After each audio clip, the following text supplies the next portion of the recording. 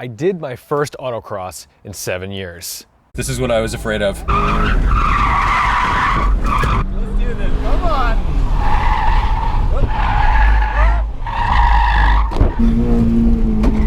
There's a cone.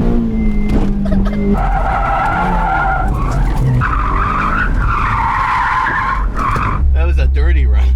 I saw Tom, but I was like, ah! He waved back. This autocross takes place on an old airfield at Fort Devens in Massachusetts. So if you do live in New England and you're looking for an amazing place to learn your car, this is where you go.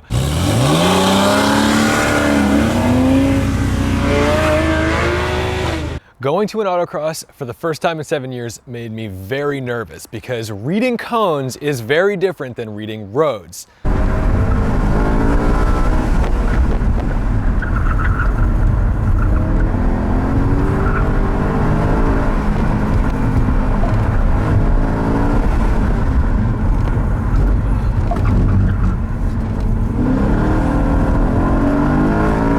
Behind me is the car I should have taken to the autocross.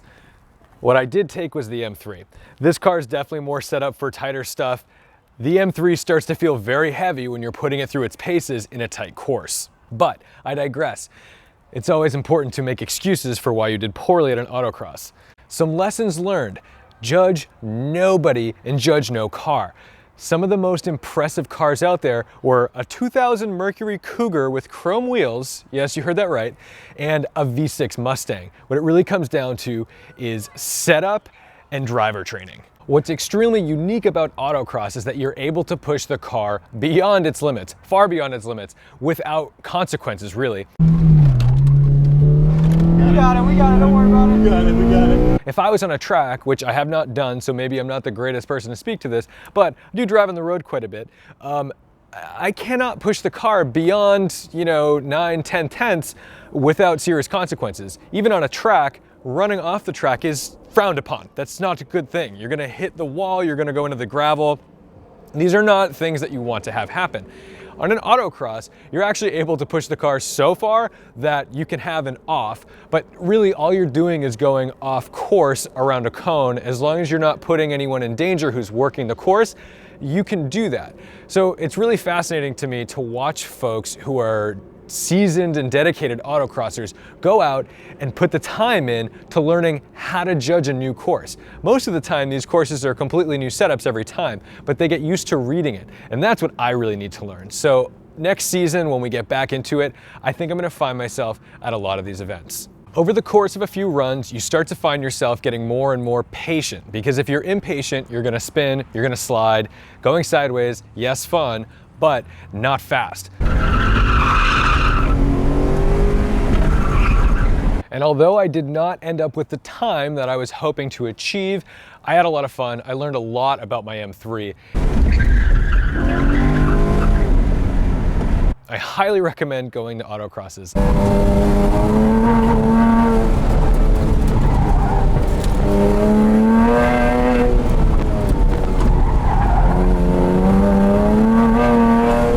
Eddie is a seasoned autocrosser. His Civic, the 8 Gen, is a monster on the track. And he's a monster on the track because he's grown to learn how to read the courses, how to drive the car, and how to find time in places where he's losing time in earlier runs.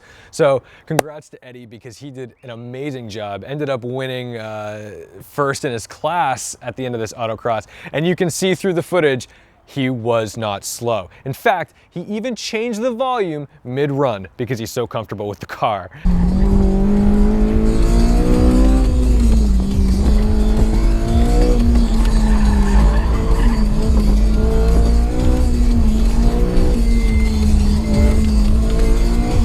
The day is done. I have helmet hair. We had a blast. I probably didn't win anything, but I had a lot of fun, didn't spin a car, and I only hit one cone the whole day.